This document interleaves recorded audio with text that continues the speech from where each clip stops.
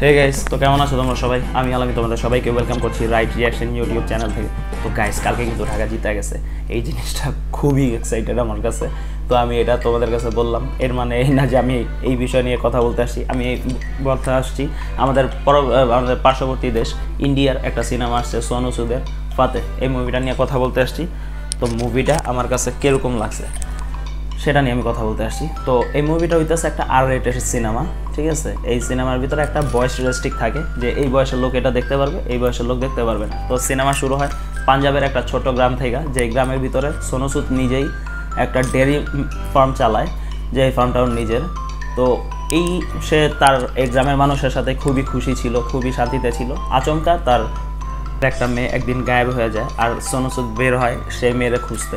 তবে একটা জিনিস কি, যে এইখানে যে একটা জিনিস বোঝায় যে সোনু সুদ আসলে যে তার বডি শডি দেখা মনে হয় না যে সে ডেয়ারি ফার্ম চালায় সেরকম কোনো লোক। তো এখানে তার যে পরিচয় থাকে, সে থাকে একজন এজেন্ট থাকে, তো সেটাই তার পরিচয় থাকে। তো সে যায় ওখানে তার ওই মেয়েটারে খুঁজতে। তো ওইখানে যায় সে দেখে যে এইটা ছোটোখাটো একটা চক্র না, এটা বিশাল বড় একটা চক্র। মুভিটা যে চুজ করছে যে স্টোরিটা, সেটা হইতেছে অ্যাপের মাধ্যমে টাকা নিয়ে, মানে লোন নেওয়া অ্যাপের মাধ্যমে। আর সেই লোন তুমি চুকানোর পরও তোমার সুদ টানতেই হইতেছে এরকম একটা অবস্থা। তো যে তারা যে সাবজেক্টটা চুজ করছে সেটা হইতেছে সাইবার ক্রাইম নিয়ে। তো গুড, জিনিসটা খুব ভালো, এটা নিয়ে তুলছে। আর এটা নিয়ে কিন্তু ইদানিং আমাদের আশপাশে অনেক ক্রাইম হইতেছে। যেমন দেখা গেছে একটা অ্যাপ বাইর হয়েছে, এই অ্যাপের মাধ্যমে আমরা একটা কাজ করতেছি বা আমরা টাকা জমাইতেছি, আচমকা এই অ্যাপ টাকা পয়সা নিয়ে গায়েব। অনেকজনের 70-80 হাজার টাকা করে যাইতেছে, যদিও এটা খুব বড় অ্যামাউন্ট না, কিন্তু একসাথে যদি তুমি 100 জনের থেকে যদি 70-80 হাজার টাকা নাও, তাহলে এটা বিশাল বড় অ্যামাউন্ট হয়ে দাঁড়ায়। তো এটা এখন এটা অবনত এটা চলতেছে। তো যে সাবজেক্টটা ছিল খুব ভালো একটা সাবজেক্ট। তো এই সিনেমার আমি plus point and minus point দোনোটাই ধরবো।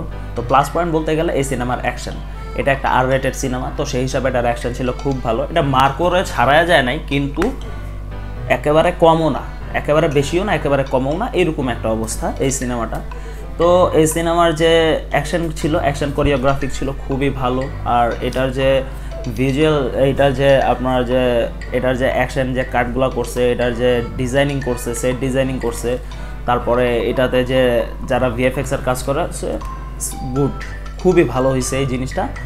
আর দ্বিতীয়ত হইতেছে এই সিনেমার ওয়ান লাইনার বলতে এই যে একটা ডায়লগ থাকে সোনু সুদের, যে কিরদার ইমানদার রাখনা, জানাজা শানদার নিকলেগা। তো ওই জিনিসটা খুব ভালো একটা ডায়লগ ছিল। তারপরে বিজয় রাজের একটা ডায়লগ ছিল, গাড়ি নিগালো সরি বললে জানা হ্যাঁ। ছোটোখাটো ডায়লগ কিন্তু অস্থির লাগে জিনিসটা। বলতে গেলে নিয়ে দিয়ে এই হইতেছে এই সিনেমার প্লাস পয়েন্ট। এখন বলি নেগেটিভ পয়েন্টের কথা। প্রথমত স্টোরি এটা অ্যাভেলেবেল, এই স্টোরিতে আমরা এরকম প্রায় 100 মুভি দেখা ফেলাইছি, এরকম সেম স্টোরিতে 100 মুভি প্রায় দেখা ফেলছি, তো এটা নতুন কিছু না। দ্বিতীয়ত হইতেছে এখানে আমাদের নাসিরুদ্দিন শাহর মতো একজন অ্যাক্টার, এরকম একজন লিজেন্ডারি অ্যাক্টারে নিয়ে তার একটা রুমের ভিতরেই আটকে রাখছে, একটা রুমের ভিতরেই তার অবস্থা, এর থেকে বাইরে সে আসতেই পারেনি। তো মেন লিড ভিলেন সে একজন হ্যাকার, এত বড় একজন হ্যাকার, সে নিজের এত উপরে পৌঁছায় নিয়ে গেছে যে তার হাত ধরার মতো কারোর ক্ষমতা নাই, অথচ তারে একটা রুমের ভিতরে আটকায় রাখছে। তো খুব ডিসঅ্যাপয়েন্টেড হয়েছে এই জিনিসটাতে। এই মুভির বলতে গেলে ভিলেন হিসাবে যদি কারো ভালো লাগে, সেটা হইতেছে বিজয় রাজ, কারণ সে ফাটায় দিছে। তো তারে আমার কাছে খুব ভালো লাগছে, তার অ্যাক্টিংও ছিল অসাধারণ, খুব ভালো লাগছে।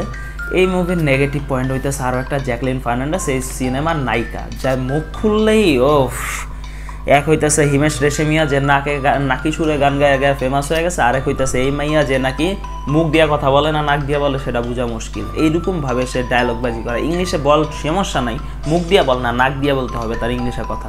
তো খুবই ইরিটেট করে এই জিনিসগুলো। ওভারঅল বলতে গেলে cinema not oh my God, no শেট, গুড, দুইটার মাঝামাঝিতে আছে সে, গুড। যদি আমাকে কেউ বলে যে এই সিনেমার মানে এটা পয়েন্ট করতো, তাহলে আমি বলবো 5 আউট অফ 2.5। তো একেবারে যে না দেখার মতো সিনেমা তাও না, ওয়ান টাইম ওয়াচ দেখতে পারো, মজাই লাগবে, ভালো লাগবে। তবে এই সিনেমার ভিতরে ওইটাই ভালো লাগবে যে খালি একটু পরপর বলবে অ্যাকশনটা তাড়াতাড়ি আসুক, কারণ ওইটাই দেখার মতো ছিল, অ্যাকশনগুলো পুরো দেখার মতো ছিল। তো আমি এটাতে বলবো যে সোনু সুদ এই সিনেমার ভিতরে, এই সিনেমার অ্যাক্টার সে, ডিরেক্টর সে, প্রডিউসার সে, সব, তারপরে স্ক্রিপ্ট রাইটারও সেই। তো প্রথম চেষ্টায় করছে, গুড ওয়ান ভাই, ক্লাব ফর হিম, খুব ভালো কাজ করছো।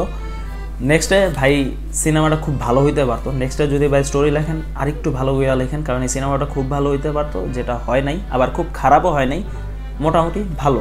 এই যে আরেকটা সিনেমা আসছে না, কি যেন সিনেমার নাম, গেম চেঞ্জার, সেটাও দেখছি, সেটা রিভিউ আসবে, এটার থেকে এটা ফার বেটার। আর ওটা তো জঘন্য থেকেও জঘন্য, এটা তো ফার বেটার। তো আমি আমার কাছে ভালো লাগছে, তোমাদের কার কাছে কেমন লাগছে অবশ্যই জানাবা। দেখা হচ্ছে নেক্সট ভিডিওতে, ততদিনে সবাই ভালো থাকবা, সুস্থ থাকবা, নিজের খেয়াল রাখবা। আল্লাহ হাফিজ।